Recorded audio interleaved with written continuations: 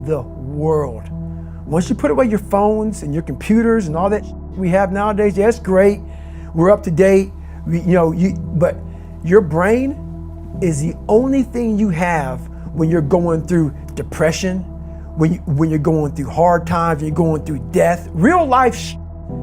You can't Google that, man. You're alone. You're alone. You may have a shrink you're going to, you may have a best friend you're going to, but there's 24 hours in the day where you're alone in this brain, and your brain is talking to you in all kinds of ways, and it wants to control you and pull you in these different pockets. If you can't control your own brain and your brain controls you, you got to tell your brain where you want to go and how you want to go and how you want to get there. You got to control it. If not, it's over.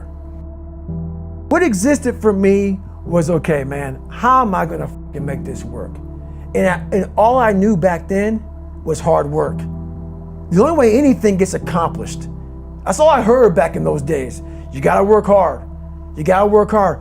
I'm not getting I can't get this paragraph. I can't remember what the is in this paragraph to pass this test to get in the military.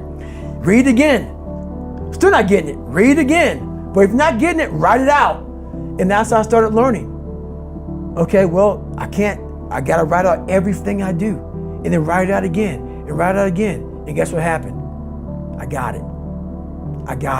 I can't swim. I'm negative buoyant. Go back again. I can't swim. Go back again. Go back again. Go back again. I got it.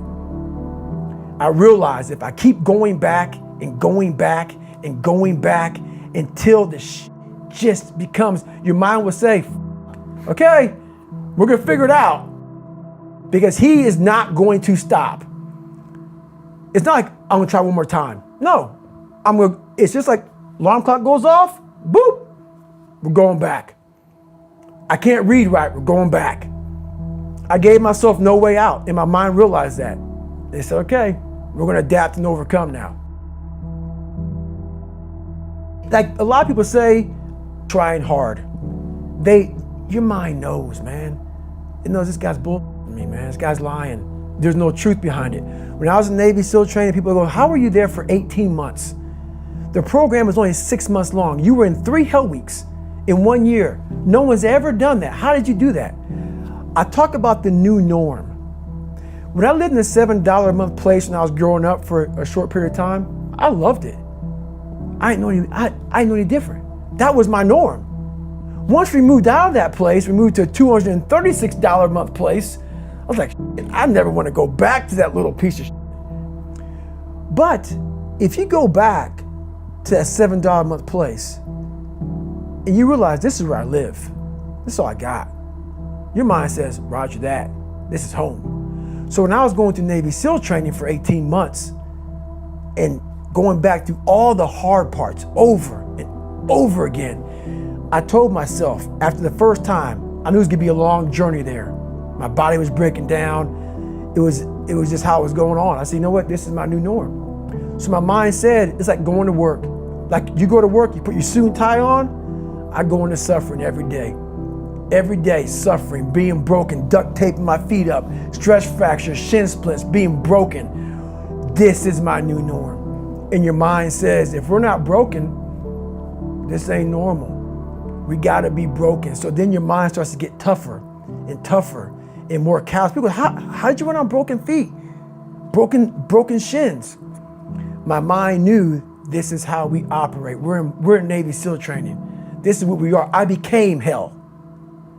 And that became my new norm. I gave myself no way out. There was nothing outside these walls of hell. Nothing. I loved God, but for a short period of time, I became the devil, because that was hell. I became the boss, the owner, the CEO of Navy SEAL training. That was my mindset. And that's how you get through things. You immerse yourself in wherever it is, and you become that. You become that and give yourself no way out. When I was 297 pounds and I was fat as hell trying to be a Navy SEAL, the scariest thing in the world to me, even to this day, was that could have been the rest of my life. I thought then I was trying hard. That's the scariest thing in the world. I thought then, 297 pound working for Ecolab, spraying for cockroaches, making $1,000 a month. I thought that was me at my 100% potential. Come to find out, a few years later, I wasn't anywhere near that. 106 pounds less, graduated Navy SEAL training, went on to do all these other things. Looking back on that, that was me trying hard. That's why people gotta understand what is in us. We have no idea until we start trying hard. And I mean really trying hard, where you're obsessed with, hey, this is my new norm. My new norm is that, wow, this isn't always fun. It's not always meant to be fun. And that's when you know you're trying hard. People hear my story and think this guy is sadistic. I realized how the brain works. I figured out how the brain works. I'm a scared kid, and that's what gives me so much power. I had no foundation, and I built this off of just researching the mind. The feeling you get is basically invincibility. You realize that you can't do it all the time. When you need to do it, I know I can go to a place that I can live in. And when you know that you can run on broken legs and you can do certain things that a lot of people can do, but they're not willing to do, this power, this sympathetic nervous system of fight or flight, and you're fighting, it gives you this charge of energy of when you're sitting there at 3:30, 4 o'clock in the morning and you're duct taping your feet up because they're broken, and you're doing it by yourself, and you're going through arguably one of the hardest training in the world. And these guys, most of them are healthy, and you're going through it broken, and you're already at a disadvantage, but you're still there. You can feed into that and tap into that for a lot of power. But if you look at it, well, I'm broken, man. I'm not gonna make it. But if you look at it as, man, I'm broken and I'm still here, and I'm fighting, and I'm gonna find a way to get through this because I have no other place to go. It gives you a lot of power.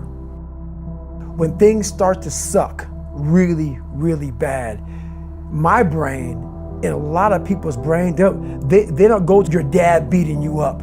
Your brain says, we gotta get the out of here. This is miserable. So anger goes away a lot of times when you're suffering, because your brain just says, we gotta run, we gotta go.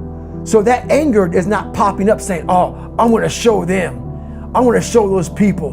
No, there has to be a much deeper, when I say deeper, it has to be down to mineral soil. It has to be down to that nice mineral soil where nothing can burn.